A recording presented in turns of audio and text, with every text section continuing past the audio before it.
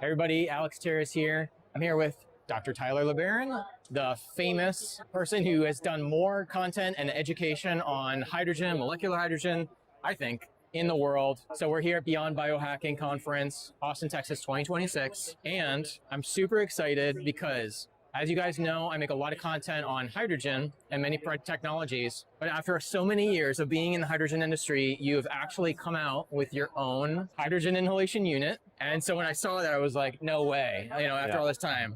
I've actually been in, I think, longer than most people. It's probably been 15 years now, or who knows, 12 years. I don't know. 16 years researching hydrogen gas or being involved in it. And then finally coming out with a machine. Which wasn't anticipated, wasn't expected to do that. Interesting. But basically, I started learning about molecular hydrogen, and then I went to Japan in 2013, where I researched hydrogen gas at Nagoya University. Then started Molecular Hydrogen Institute in 2013 as a nonprofit is what it is, focused on advancing research, education, and awareness of hydrogen as a medical gas. And I've been doing that, and then did my master's and later PhD, publishing articles and educating, as you said. Then, and I didn't want to ever promote a specific product or whatever, because I really just want to educate. There's lots of hydrogen water products. True. But then inhalation kept getting more and more popular and more common. Absolutely. But the way that people use inhalation is with a nasal cannula in the industry and the clinical studies. The major clinical studies, we will often use a face mask into a ventilator, and we control the fraction being inspired,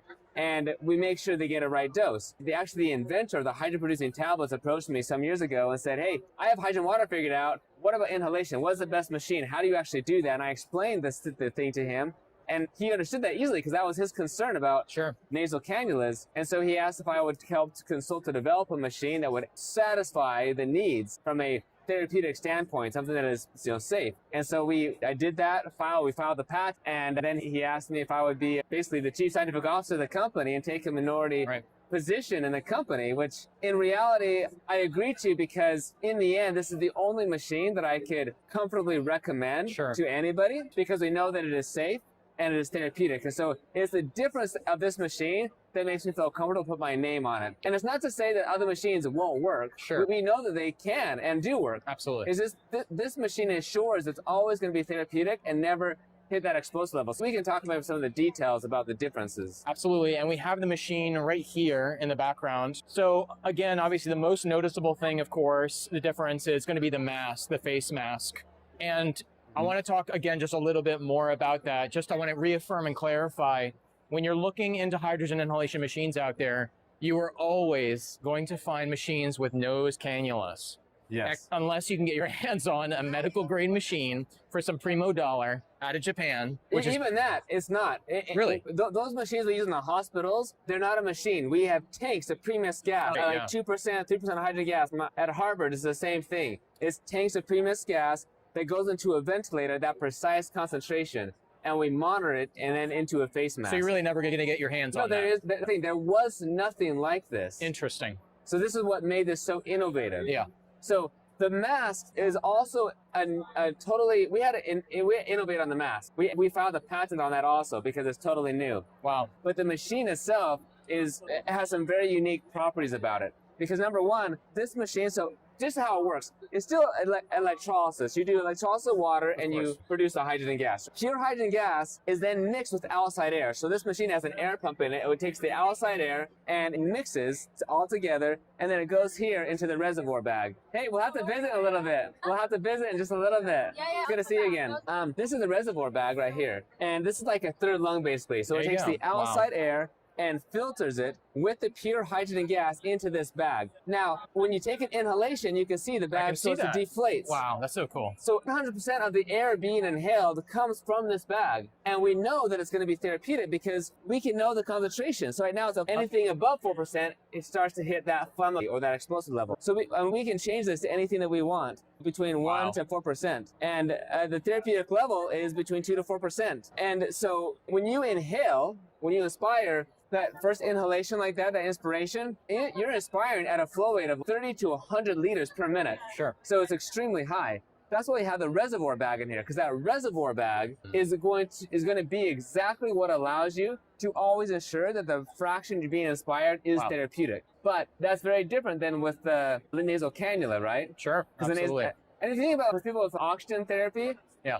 everybody has oxygen therapy. Well, not everybody, but people who do, their flow rates are all different. Sure. It can be from a couple liters per minute to 100 liters per minute. Yeah. All with the same target of getting the pulse oximeter, to be around 90% oxygen. So same target, but totally different flow rates. And in this case, our target is not just raising oxygen, but raising that total hydrogen. tissue saturation of hydrogen. Yeah, and the amount that we're actually inspiring. The amount of hydrogen gas we inspire by Dalton's law is going to dictate what the partial pressure of hydrogen gas is. And that dictates what the concentration of hydrogen gas is in the serum by Henry's law. Love that. So wow. That's what we have to, as long as we regulate the concentration or the fraction being inspired, we know what the concentration will be at the cellular level. And then we can ensure we're going to reach that therapeutic threshold. And this is such a great point. I talk about this a lot in my videos is, how do we know the specifications of a machine, the features, are going to be aligned with clinical research studies and will actually give you those outcomes? Yes. How do we know that? And most of the time in this space,